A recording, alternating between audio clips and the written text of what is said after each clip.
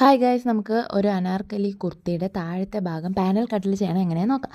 ആദ്യം തന്നെ നമ്മൾ തുണി, ഞാനിവിടെ എൻ്റെ തുണിയുടെ ഇതനുസരിച്ച് 8ആയിട്ടാണ് മടക്കിയിരിക്കുന്നത്. നമുക്ക് വേണമെങ്കിൽ 16ആയിട്ടും ചെയ്യാം. ഇതേ സെയിം മെത്തേഡ് ഫോളോ ചെയ്താൽ മതി.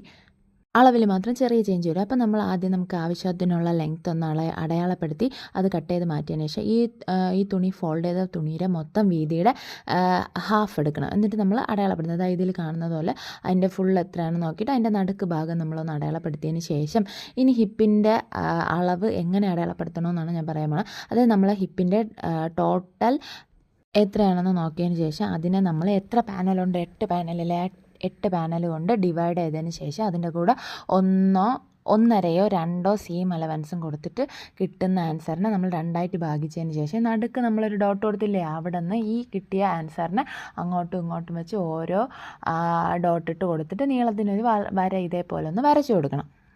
അളവ് കറക്റ്റായാൽ നമുക്ക് പെർഫെക്റ്റ് ആയിട്ട് കിട്ടും. ഇനി താഴത്ത് നമ്മുടെ പട്ടയിൽ അവിടെ നിന്ന് ഒരു 2 ഇഞ്ചൊക്കെ മേളിലോട്ടൊന്ന് രണ്ടിടത്തും അടയാളപ്പെടുത്തിയതിന് ശേഷം മേളത്തെ ഡോട്ടിൽ നിന്ന് താഴത്തെ ഡോട്ടിലോട്ട് നീട്ടിയൊരു വര വരയ്ക്കണം. നമ്മൾ അളവ് എല്ലാം പെർഫെക്റ്റ് ആണെങ്കിൽ നമുക്ക് കറക്റ്റായിട്ട് കിട്ടും. എന്നിട്ടൊന്നും നോക്കണ്ട, നമുക്ക് അതിനെ ഒന്ന് കട്ട് ചെയ്ത് മാറ്റിയാൽ നമ്മുടെ പാനൽ നല്ല അടിപൊളിയായിട്ട് കിട്ടും.